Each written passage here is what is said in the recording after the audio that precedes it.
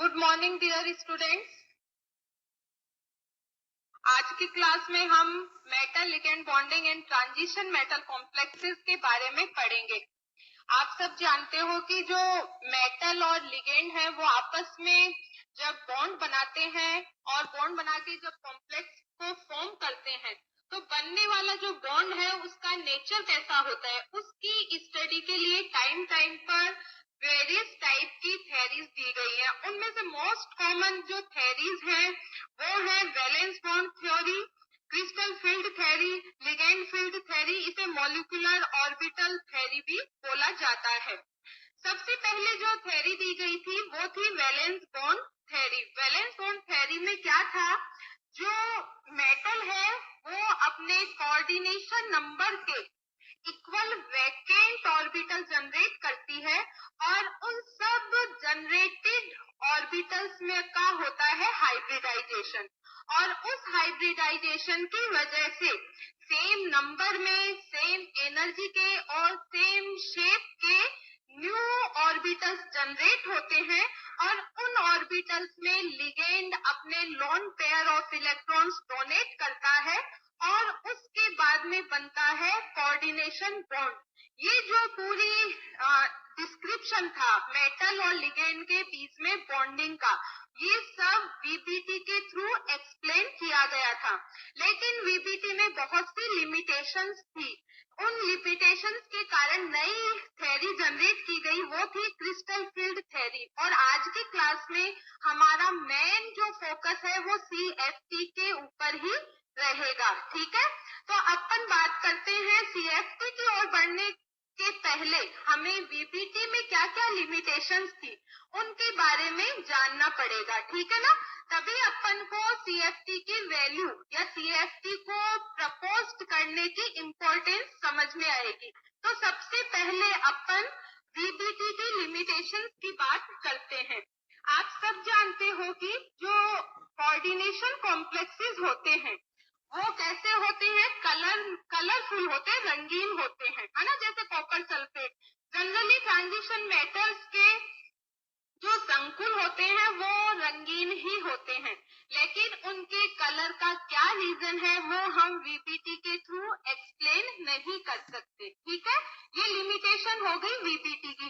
Second limitation की बात करें तो जो मैग्नेटिक मोमेंटम है और स्पेक्ट्रा है, इन दोनों के बीच में क्या क्वांटिटेटिव कनेक्शन है, इस क्वांटिटेटिव कनेक्शन को भी हम वीबीटी के थ्रू एक्सप्लेन नहीं कर सकते। ठीक है, और थर्ड लिमिटेशन की बात करें तो बहुत से ट्रांजिशन मेटल कॉम्प्लेक्सेस ऐसे होते हैं जिनकी रेगुलर स्ट्रक्चर ना होकर डिस्टॉर्टेड स्ट्रक्चर होती है, और वो डिस्टॉर्टेड स्ट्रक्चर का एक्सप्लेनेशन भी हम वीबीटी के थ्रू नहीं दे सकते। ओके, नेक्स्ट जो अपन सब जानते हैं कि जो कोऑर्डिनेशन कंपाउंड्स होते हैं, जो कॉम्प्लेक्सेस होते हैं, वो आउटर और इनर ऑर्बिटल कॉम्प्लेक्सेस होते हैं। टू टाइप्स के होते हैं ना, एक आउटर स्फीयर और एक इनर। और इनर और आउटर, कब इनर कॉम्प्लेक्स फॉर्म होगा कब आउटर फॉर्म होगा, इन दोनों की फॉर्मेशन का क्या बेसिक क्राइटेरिया है, इस बेसिक क्राइटेरिया को भी अपन वीबीटी के थ्रू एक्सप्लेन नहीं कर सकते। अब जो कोबाल्ट सेकंड आयन है और कॉपर सेकंड आयन है, ये दोनों रिड्यूसिंग एजेंट के जैसे फंक्शन करते हैं, जैसा कि आप जानते हो। ठीक है, लेकिन कोबाल्ट सेकंड और कॉपर सेकंड जो आयन्स हैं उनकी रिड्यूसिंग पावर में बहुत ज्यादा डिफरेंस होता है। कोबाल्ट सेकंड आयन है वो मोर या स्ट्रॉन्ग रिड्यूसिंग एजेंट के जैसे फंक्शन करता है, जबकि कॉपर सेकंड आयन है वो उसकी रिड्यूसिंग पावर है वो कम होती है। और इन दोनों की पावर या रिड्यूसिंग पावर का जो डिफरेंस है वो क्यों है, ये सब भी हम वीबीटी के थ्रू एक्सप्लेन नहीं कर सकते।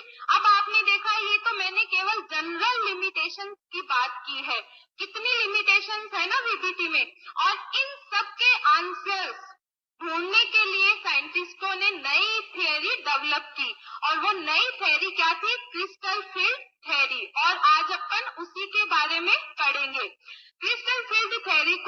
CFT भी बोलते हैं। ठीक है, ये H बेथे और J वॉन व्लेक के द्वारा प्रपोज की गई थी। ठीक है, इस थ्योरी को पढ़ने से पहले हम इसके पोस्टुलेट्स के बारे में जानने की कोशिश करते हैं कि इस थ्योरी को देते टाइम साइंटिस्टों ने किन किन बातों को ध्यान में रखकर मेटल और लिगेंड के बीच में बनने वाले बॉन्ड्स की स्टडी की। तो सबसे पहली बात जो थी वो ये थी कि मेटल जो है, मेटल के जो ऑर्बिटल्स हैं, लिगेंड के डोनर एटम्स के जो ऑर्बिटल्स हैं, वो आपस में जब बॉन्ड बनाते हैं तो उन दोनों ऑर्बिटल्स के बीच में electrostatic force of attraction function करता है CFT के अकॉर्डिंग।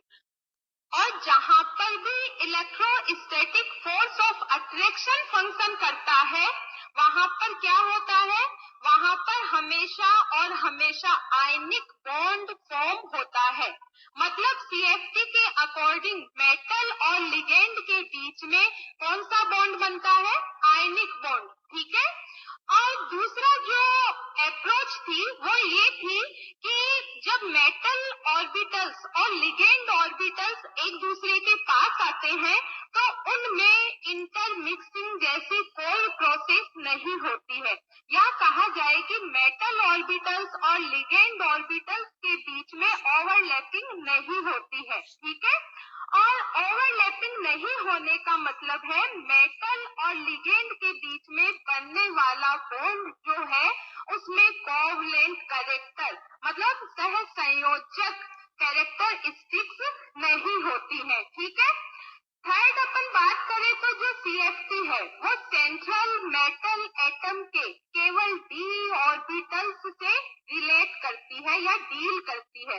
कहने का मतलब है पूरी CFT के दौरान हमें मेटल के जो d ऑर्बिटल्स हैं केवल और केवल उन पर फोकस करना है। ठीक है, आप सब जानते हो कि जो d ऑर्बिटल्स हैं वो नंबर में 5 होते हैं, टोटल 5 होते हैं ना d ऑर्बिटल्स, और पांचों d ऑर्बिटल्स जब फ्री मेटल है उस कंडीशन में डीजनरेट होते हैं। डीजनरेट का मीनिंग होता है कि टोटल जो 5 d ऑर्बिटल्स हैं उनकी एनर्जी सेम होती है। ठीक है, लेकिन जैसे ही मेटल कॉम्प्लेक्स फॉर्म करने के लिए लिगेंड के पास आता है तो क्या होता है, लिगेंड के ऑर्बिटल्स और मेटल के ऑर्बिटल्स में कुछ ना कुछ फोर्सेस फंक्शन करना स्टार्ट करते हैं, और उसकी वजह से मेटल के जो पांचों d ऑर्बिटल्स थे वो डीजनरेट